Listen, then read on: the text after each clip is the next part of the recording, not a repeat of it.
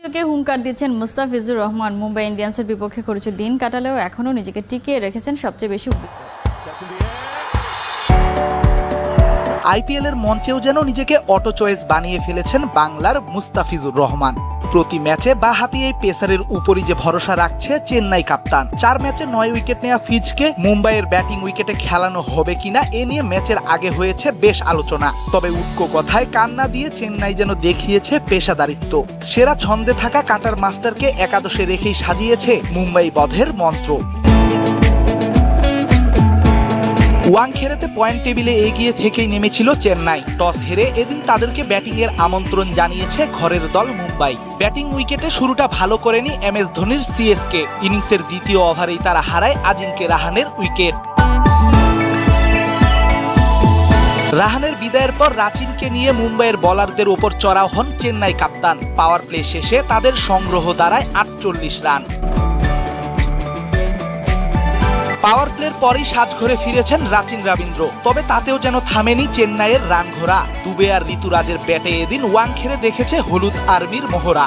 দুই ব্যাটারের হাফ সেঞ্চুরিতে 15 ওভারে প্রায় 150 রানের সংগ্রহ পায় তারা। 40 বলে 69 রান করা ঋতুরাজ থামলেও থামেনি শুভাম দুবের উইলোবাজি। ম্যাচে 38 বলে 66 রানের গুরুত্বপূর্ণ এক ইনিংস খেলেন তিনি। তবে এদিন ধোনি যেন আবারও দেখালেন কেন তিনি সবার সেরা। শেষ ওভারে হার্দিক পান্ডিয়াকে মারলেন পরপর 3 ছক্কা। বুড়ো হারের ভেলকিতে 206 রানের সংগ্রহ পায় চেন্নাই। ম্যাচে বুমরা উইকেট শূন্য থাকায় ফিজের সামনে সুযোগ দাঁড়ায় আবারও পার্পেল ক্যাপ ফিরে পাবার। পাওয়ার প্লের দ্বিতীয় ওভারেই ওকে বল তুলে দেয় চেন্নাই কাপ্তান। ব্যাটিং উইকেটে ফিজের শুরুটা হয় বাউন্ডারিতে। প্রথম ওভারে ফিজ থামেন 8 রান দিয়ে। পঞ্চম ওভারে তাকে আবারও ভরসা করে সিএসকে। তবে এবার তিনি আরো খরুচে 15 রান দিয়েছেন নিজের দ্বিতীয় ওভারে। ক্রিকেটে একটা কথা বেশ প্রচলিত, ব্যাটে বলে না পারলেও ফিল্ডিংয়ে হতে হবে তোমাকে নিবেদিত। 2 ওভারে 23 রান দেয়া ফিজ যেন করে দেখালেন সেটা। পাথি রানার বলে লুফে নিলেন আইপিএল এর অন্যতম সেরা ক্যাচটা।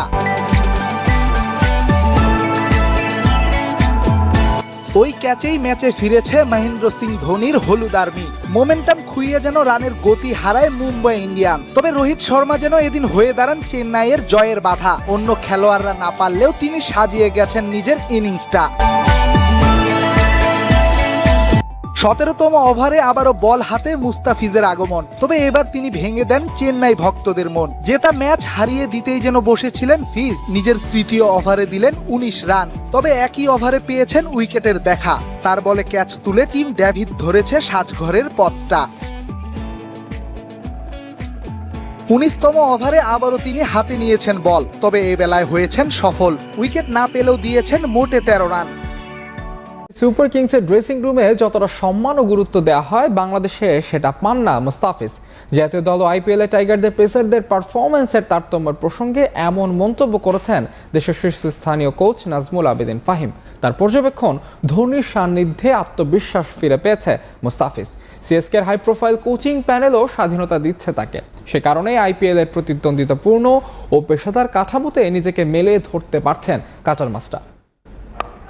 In the air, and he's timed it superbly.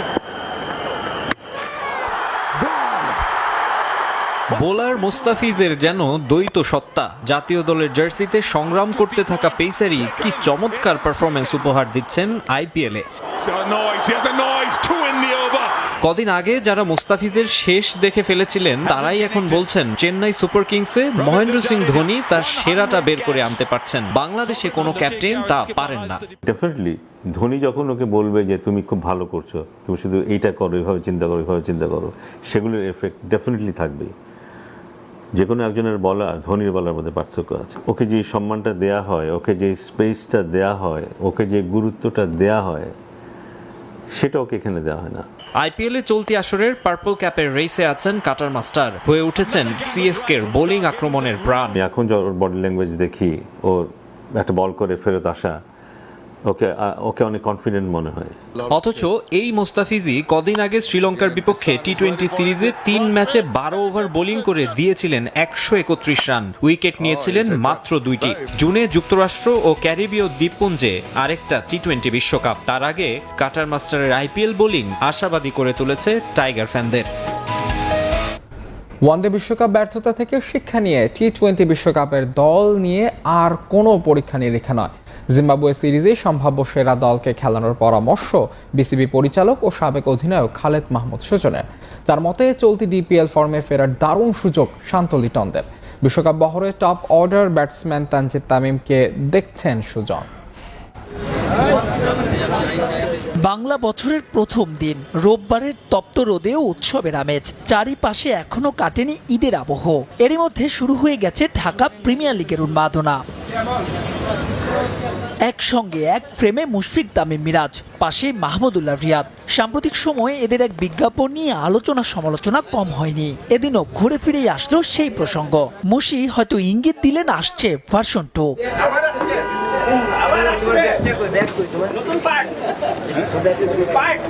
One day ফরম্যাটের হলেও টি-20 বিশ্বকাপের বছর নানা কারণে গুরুত্বপূর্ণ ডিপিএল।